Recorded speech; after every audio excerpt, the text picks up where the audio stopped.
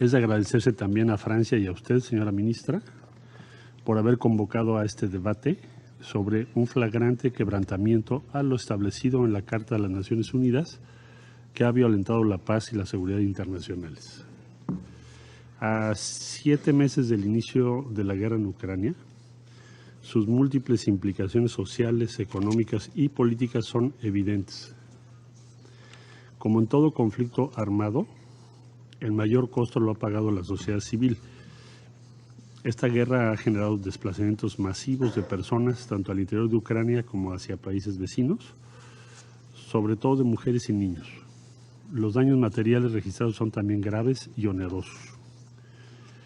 Desde el inicio de las hostilidades, México ha insistido en buscar una solución diplomática y en atender la dimensión humanitaria del conflicto, sin subordinarla a consideraciones políticas, en estricto apego al derecho internacional humanitario. En este Consejo impulsamos, junto con Francia, un proyecto de resolución en ese sentido que se turnó a la Asamblea General y dio lugar a la resolución E11-2 adoptada el pasado 24 de marzo. Hoy reiteramos que la asistencia humanitaria sigue siendo ineludible y prioritaria.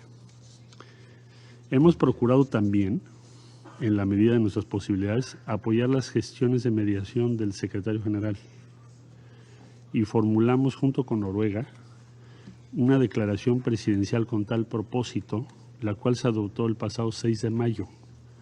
Es una declaración a todas luces insuficiente, pero la única expresión pública que este Consejo ha sido capaz de emitir desde el inicio del conflicto. El avance de la guerra con sus cuantiosos costos humanos y materiales y el incremento de las necesidades humanitarias derivadas del conflicto, tales como la insuficiencia humanitaria y el alto costo de los combustibles de cara al invierno, requiere con urgencia de una solución por la vía diplomática, de un alto al fuego. Para ello se requiere voluntad política de las partes y compromiso de la comunidad internacional. Conviene insistir entonces en la necesidad de respetar el derecho internacional humanitario, el derecho internacional de los derechos humanos. La rendición de cuentas también es otro pilar fundamental del sistema multilateral, del Estado de Derecho y de la paz. Por ello, sin pretextos ni condiciones, los responsables de los crímenes que se hayan cometido en Ucrania deben ser llevados ante la justicia. En ese sentido, es fundamental el trabajo de la Corte Penal Internacional para investigar las denuncias presentadas sobre presuntos crímenes de guerra y de lesa humanidad. Seguiremos con la mayor atención los avances de dichas investigaciones.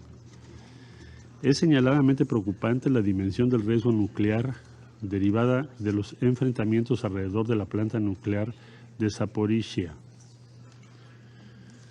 Asegurar su integridad y buen funcionamiento es crítico para evitar la peor de las catástrofes posibles.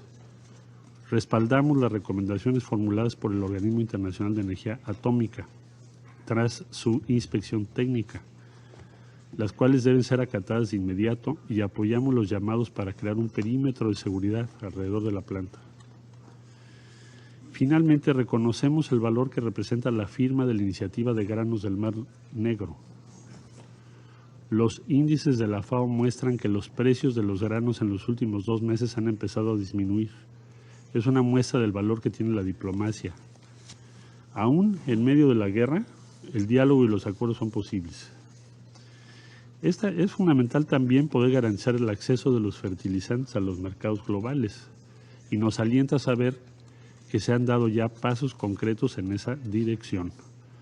Reconocemos ampliamente el liderazgo que ha tenido el secretario general de la ONU, así como el presidente de Turquía en la gestión de los acuerdos suscritos. Señora Presidenta, desde el inicio del conflicto, la posición de mi país se ha sustentado en nuestros principios constitucionales de política exterior, los cuales están en consonancia con los principios y propósitos de la Carta de las Naciones Unidas. Señaladamente, la no intervención, la solución pacífica de las controversias y la proscripción de la amenaza o el uso de la fuerza. No hay espacio para la ambigüedad.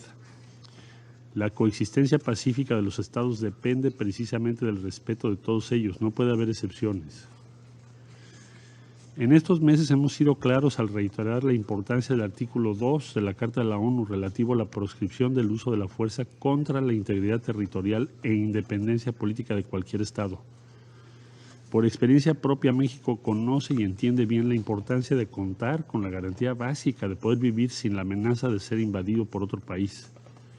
Cualquier acción que violente ese principio es ilegal y es ilegítima. Es propósito de esta organización y mandato de este Consejo prevenir que las personas sufran de los flagelos de la guerra. Pero esto solo puede lograrse mediante el diálogo, la diplomacia y la construcción de canales políticos efectivos. No es admisible la indiferencia, como tampoco lo es quedarse en el lamento de que hasta ahora, en el caso que nos ocupa, el Consejo de Seguridad no haya sido capaz de cumplir con su responsabilidad esencial. Las causas por las que este Consejo se puede volver disfuncional son conocidas. Corregirlas depende de nosotros. Los tiempos son propicios para plantear con toda seriedad las reformas estructurales que se requieren para ello. Señora Presidenta, Sus Excelencias, con base en su vocación pacifista, México considera que la comunidad internacional debe canalizar ahora sus mejores esfuerzos para alcanzar la paz. En tal sentido es que me permito compartirles la propuesta del presidente de México, Andrés Manuel López Obrador, para fortalecer los esfuerzos de mediación del secretario general, Antonio Guterres, mediante la formación de un comité para el diálogo y la paz en Ucrania, con la participación de otros jefes de Estado y de Gobierno, incluidos de ser posible su excelencia Narendra Modi de la India y su santidad el Papa Francisco. El objetivo sería muy claro: generar nuevos mecanismos para el diálogo y crear espacios complementarios para la mediación que fomenten la confianza, reduzcan las tensiones y abran el camino hacia una paz duradera. La Delegación de México proseguirá con las consultas necesarias con el único propósito de poder contribuir como un actor imparcial y de buena fe para generar un amplio respaldo a las gestiones de mediación que encabeza el secretario general, así como el comité mencionado, cuya conformación esperamos proceda con el respaldo de los Estados miembros de la ONU que así lo decidan. Como lo ha dicho el señor secretario general, es tiempo de actuar, comprometerse con la paz. Resignarse a la guerra es siempre ir al precipicio. Muchas gracias.